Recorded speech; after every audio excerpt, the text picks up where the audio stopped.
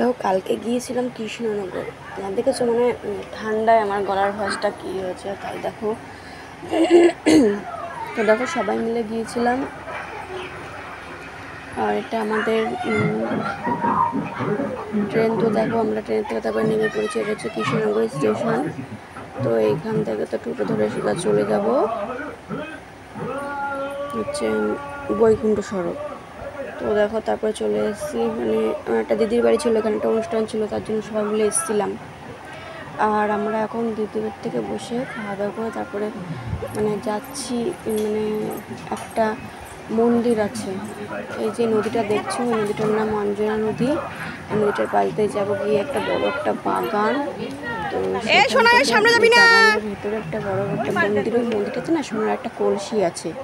তো সেটা দেখার ইচ্ছা আমার ছিল, কিন্তু ওটা দেখতে পারিনি। মানে আমরা এমন টাইমে গিয়েছিলাম, তাহলে ওখানে পুরোহিতরা পুজো করছিল। তো যে ঘরটার ভিতরে সোনার কলসিটা আছে, সেই ঘরটার ভিতরে মানে আমি ঢুকতে পারিনি, জানো না। ওটাই একটা আফসোস থেকে গেল।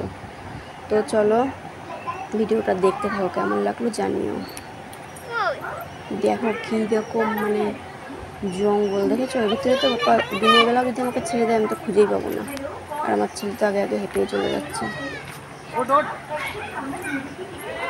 তো সবাই মিলে যাচ্ছিলাম, তো জন্য খুব ভালো ভালো মজাই হচ্ছিল।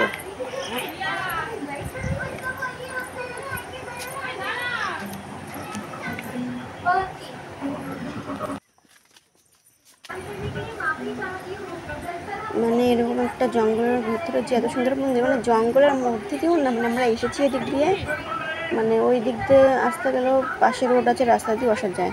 তো আমার দিদির বাড়ির এই পাশ থেকে ওই মানে যে নদীটা আছে, ওইখান দিয়ে আসতে গেলে এই যে এই পাশটা একটু জঙ্গলই পড়ে। আর যাওয়ার সময় যা অবস্থা হলো সেটা তোমরা দেখতেই পারবে। মানে দেখো আমরা চলে এসেছি প্রায় কাছে, কিন্তু এটা কিন্তু এতটা কাছে ছিল না। আমি তো ভিডিওটা কেটে কেটে করেছি, তার জন্যই দেখো মানে মানে কি বলবো, এত দূর, অনেকটা দূর ছিল। আর ভেতরের জায়গাটা এত সুন্দর, খুব সুন্দর।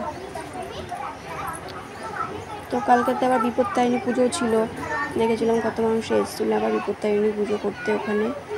আর এই যে দেখো যাদের মূর্তিগুলো করা রয়েছে, এগুলো নাকি রাজাদের বাড়ি এনাদেরই নাকি বাড়িঘর ছিল, সেই সমস্ত সব মূর্তি বানিয়ে রেখে দিয়েছে।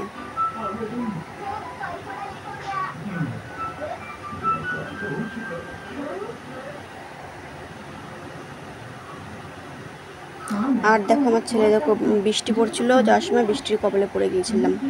দেখো কি অবস্থা।